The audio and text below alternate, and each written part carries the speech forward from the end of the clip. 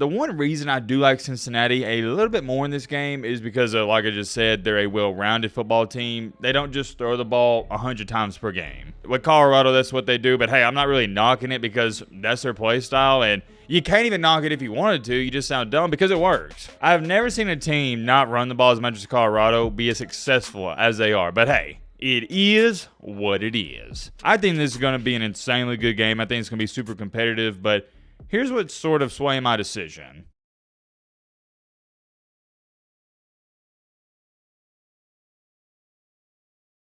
Woo! Man, oh man, only the OGs are going to remember this intro. Another night, another primetime video.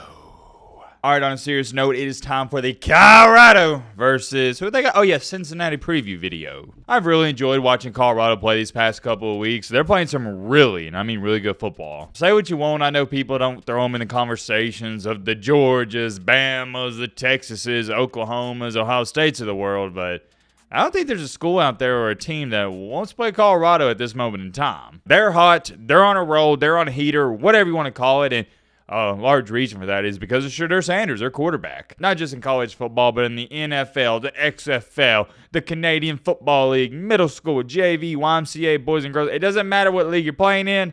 More times than not, you're only going to go as far as your quarterback can take you. And although Colorado's defense has vastly improved, you still got to have a good offense, and they have just that. And as good as their defense has been playing these past couple of weeks, I'd say the most impressive part about this team is they're getting major contributions at the wide receiver position outside of guy's name, or not name, my apologies, Travis Hunter. Everybody talks about Travis Hunter, Jimmy Horn Jr., but one of their better wide receivers that isn't getting talked about at all is Will Shepard. What about that dude? That guy's been balling out the past couple of games, and also number 10, Wester, he's been playing good. I feel like I've been saying playing good a lot in this video when talking about Colorado, but that's just what it is.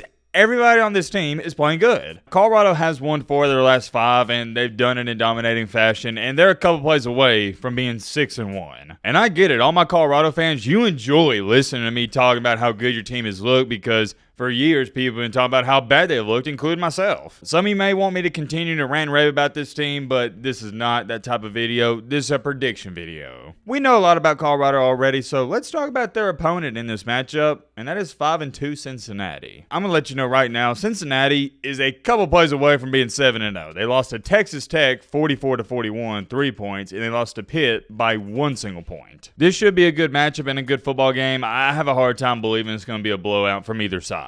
I just do not see a case and scenario where Colorado wins by 30 like they did last week or Cincinnati wins by 30. No way. Colorado's a solid football team, and Cincinnati from top to bottom, they're well-rounded. The one reason I do like Cincinnati a little bit more in this game is because, like I just said, they're a well-rounded football team. They don't just throw the ball 100 times per game. With Colorado, that's what they do, but hey, I'm not really knocking it because that's their play style, and you can't even knock it if you wanted to. You just sound dumb because it works. I've never seen a team not run the ball as much as Colorado be as successful as they are. But hey, it is what it is. I still think if Colorado ran the ball a little bit more, it would help out in the passing game and help out Shedeur Sanders, take some heat off of him. But guess what? I'm not calling the play, so it doesn't matter. Cincinnati, although they like to pass the rock too, my brother, don't get it twisted, they're going to run the ball a little bit more. But here's the thing with that, and let's talk about them real quick. The Colorado defense. I know I've said in the past this defense is one of the worst in the nation, and that wasn't an opinion. It was a cold hard fact. Did you watch them last year? They were one of, if not the worst in the nation. But this year, they've done a complete 180 turnaround. These guys are straight up hooping. Let's call it for what it is, and that front seven, they've been ferocious. I think Colorado's secondary is still extremely weak. They got some problems there, but when you got a good front seven, sometimes they can make up for it, and it has. I really don't think Cincinnati's just going to be able to ground and pound Colorado or do anything of that nature. To me, I think it's going to come down to the quarterback, Brendan. He has to go out there and play a really good football game. If you're a Colorado fan, this is going to sound like music to your ears.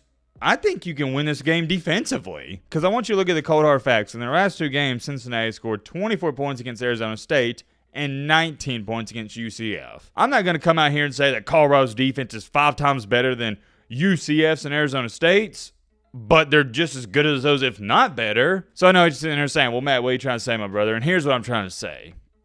If Cincinnati couldn't score more than 24 points on ASU and UCF, I don't see them getting in the 30s against Colorado. Why is that a big deal? Because I also don't believe Cincinnati has a really good defense themselves, and if they want to win this game, I think they're going to have to get into the 30s. I think I said it last week, actually, when talking about the Arizona game. The magic number's 30. If you can score more than 30, Arizona, they're going to have a chance. If not, Colorado's going to win. And we saw what happened. Colorado won that game 34-7, and I was right on my prediction. And I know this isn't an insane stat, but this is definitely a moral victory considering how pathetic they were last year.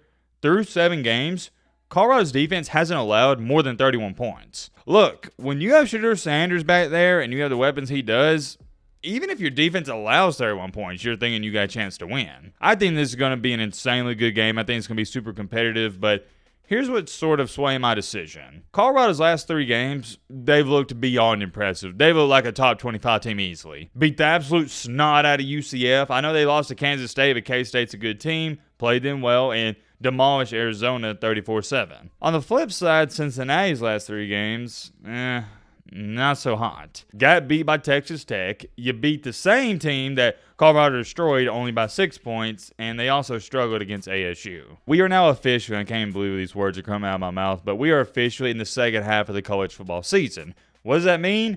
Well, it means you got to start rolling with the teams who are hot. It's kind of similar to March Madness. The better team doesn't always win. It's normally the team who's hotter. I meant to talk about this a little bit earlier in the video, but hey, better late than never, I guess. We already know this. I'm sold. You're sold on the Colorado offense.